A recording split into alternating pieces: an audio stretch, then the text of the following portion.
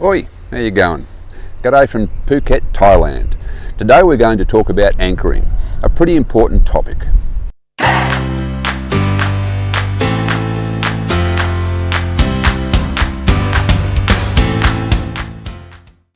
The first thing is understanding how your anchor works. When an anchor penetrates the surface of the seabed, suction generates resistance. As the boat pulls on the anchor rod, that is whatever connects the anchor to the boat, and usually it's chain or chain and rope, the anchor is designed to dig in deeper, creating additional resistance and a good, strong hold.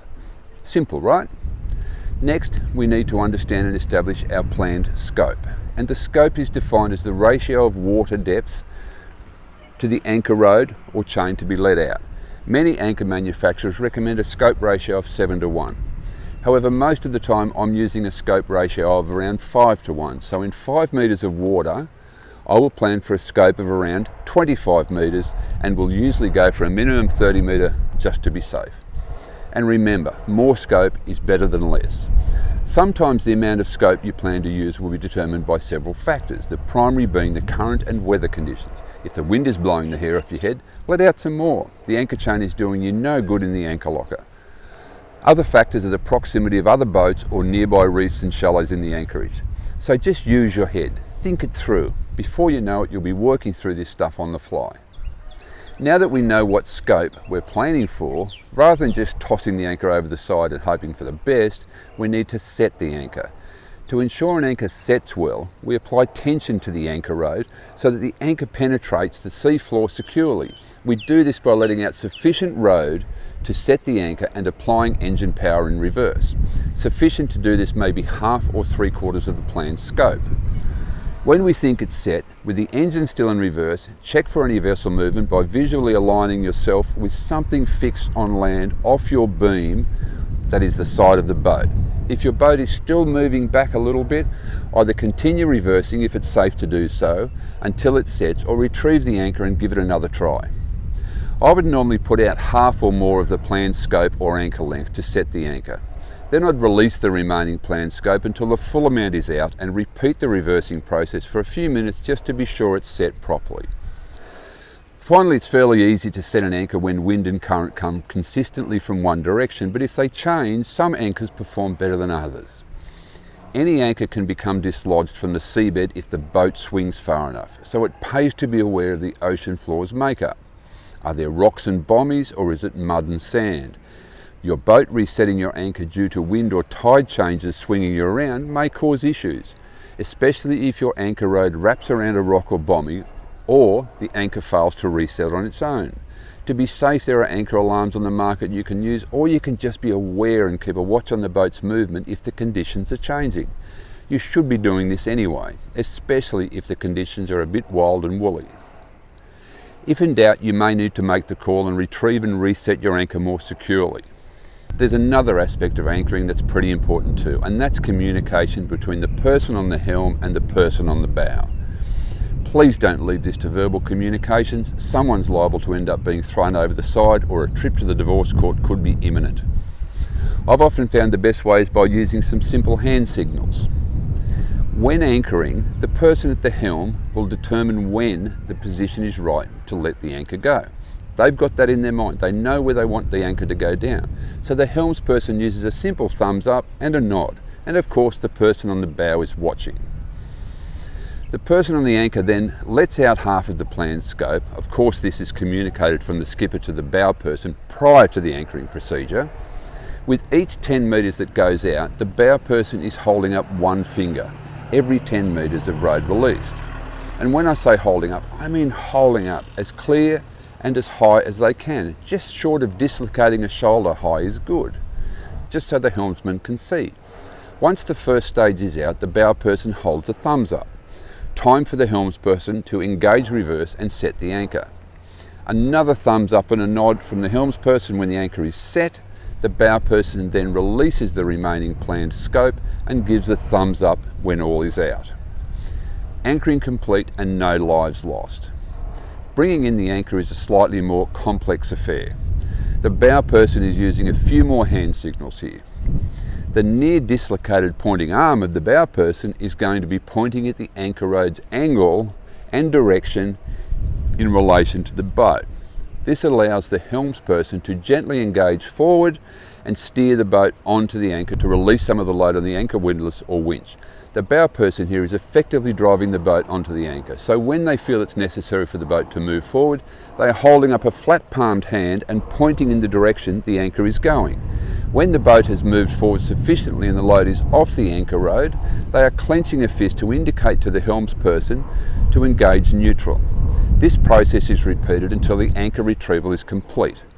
When the bow person has the anchor at the surface of the water, they signal to the helmsperson with a thumbs up, indicating that the helmsperson can now slowly and safely manoeuvre the boat out of the anchorage while the bow person brings the anchor all the way in and secures it.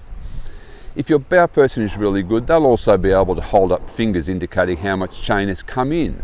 That is, 40 metres to come, 30 metres to come, 20 metres to come, and so on. If the anchor chain is going straight up and down in the water, the bow person's arm is vertical. Hope this is making sense. You can work it out on your own communication basis, but whatever you do, don't rely on verbal. That's just bound to come unstuck. So let's now go through the anchoring procedure with Pete on Sand Dollar and see how easy he makes it look. Hi there, here's my mate Pete on his Creelock 34. So Pete, tell me what you would normally consider when you're going into the protocols with lifting your anchor. Yeah, all right, Boyd. First things first, it's setting the boat up so everything's ready. And for that you would do your basic engine checks, you'd make sure all of your instruments are working, depth sounder, etc, make sure the windlass is on, and once the boat is ready, engine's warmed up, then you want to start looking at your weather and other influences that will affect how the boat behaves during the retrieval process of the anchor, and especially once the anchor is up. So where we are today, we're reasonably close to a few other boats, so we want to make sure that we're not drifting onto those once the anchor breaks away. And but we don't have to worry about tide in here. There's no tidal influence. We do have a slight breeze from the west of about 7 knots, so that won't have a big input on what the boat does, but we need to be aware of it all the same. Okay, about to lift the anchor. A couple of things to bear in mind before you do break the anchor out, and that is influences of tide and wind on the boat and where we will end up.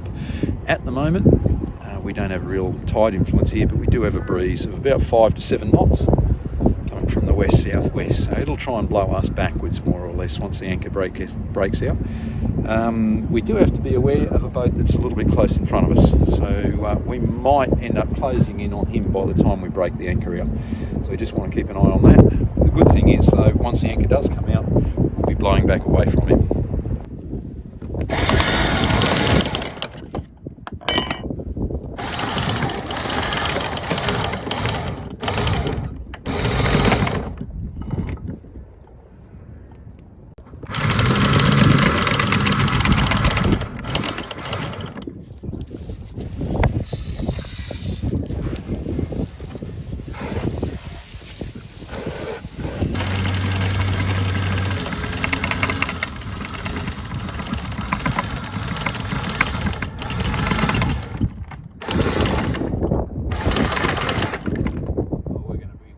Overlapping.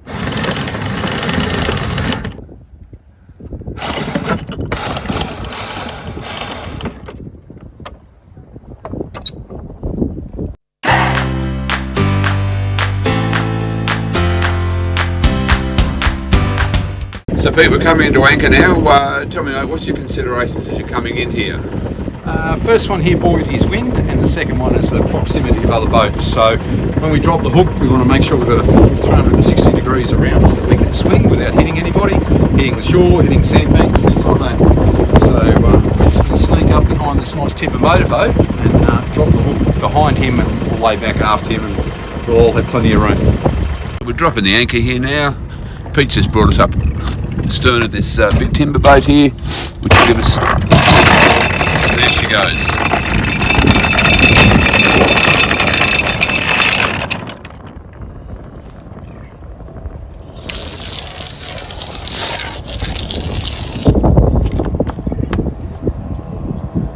Are we on? Alright, Boyd, I've dropped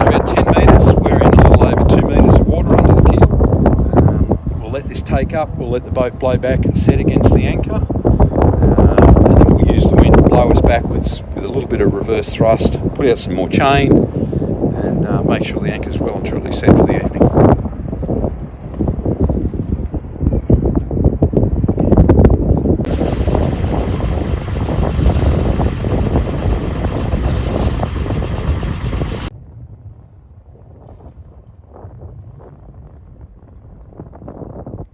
Have a great day. Hope to see you on the water soon.